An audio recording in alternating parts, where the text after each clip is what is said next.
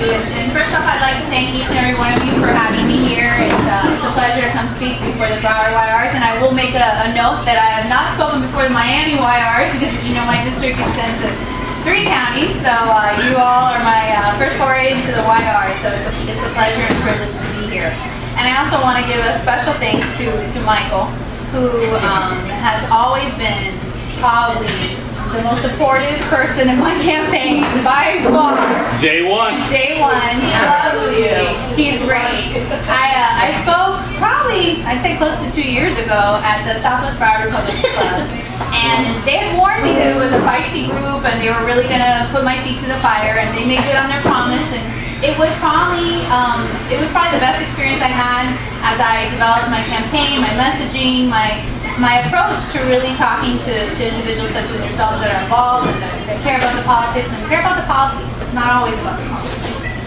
So that was a really good experience for me, and I'm glad that I did that. And again, Chairman, where is he? Over here. Oh, okay. Chairman Monopoly has been as well very supportive, and really I've always felt just a tremendous level of support and appreciation from the Broward Republicans. And even though we may be smaller numbers, we make up for each part.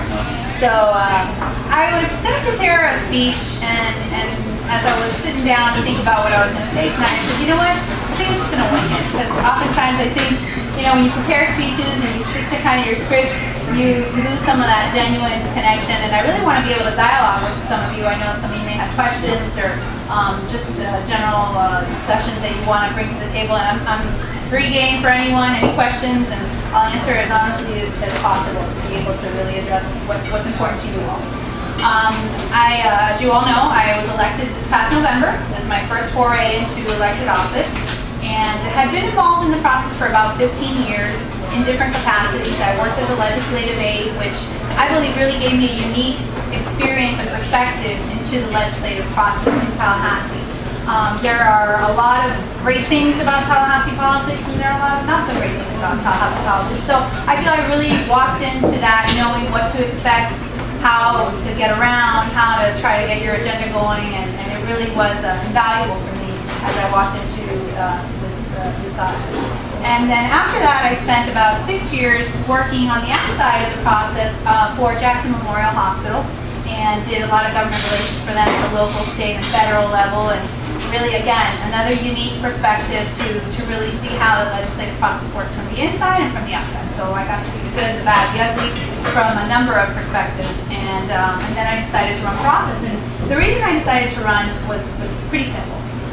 Again, having been involved in the process, I saw that there was really a lack of depth of understanding. There was a lack of real interest in the issues. And sure, it's easy to shake hands, kiss babies, get elected, and really just, you know, make your mark from a political standpoint. But I think that what we really need are people that understand issues, that have a substantive knowledge and experience and background that they can bring to the table. Because it does us no good as a community, as a state, to elect people that are going to talk the big game and not walk the walk. So I really felt a passion to get into elected office at that point in my life. I have 3 small children, 12, 10, and 5, but I have a great help from my parents and my in-laws, so it just was the right time. I replaced now Congressman David Rivera. I'm sure many of you know him, yes. He does a great job, and it really was daunting for me to step into his role, because he had been Rules Chairman 4 years ago, and 2 years ago he was appointed to be the Appropriations Chairman. So that district had always been very well represented by now Congressman Rivera, and so he set the bar up here. Although he tells people I was an upgrade, I think that he did a great job, and obviously he was very helpful to me in my campaign. So I get to Tallahassee, freshman legislator, and there was 30 plus freshmen that walked in and eyes wide open, and certainly some had more experience than others, but nonetheless it was a really great group of individuals. On the Republican side, we are blessed to have great leaders, Speaker Cannon, Speaker-designate Whale Weatherford, who perhaps some of you have met, and the line beyond them, they've already selected the next 2 speakers, Chris Dorworth and Richard Corcoran.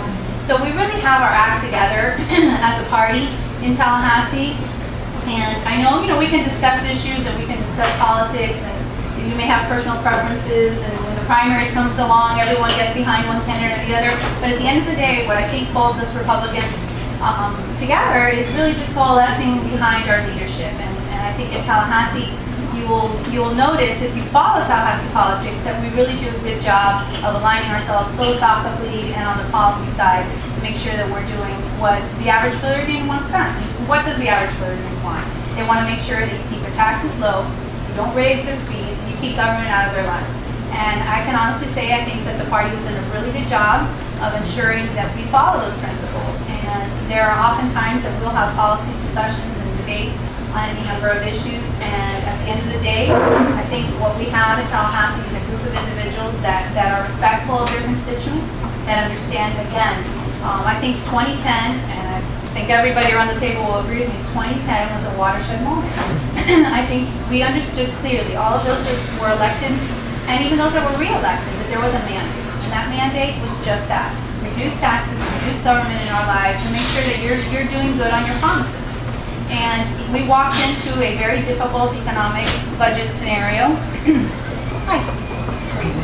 We were faced with a $4.6 billion deficit.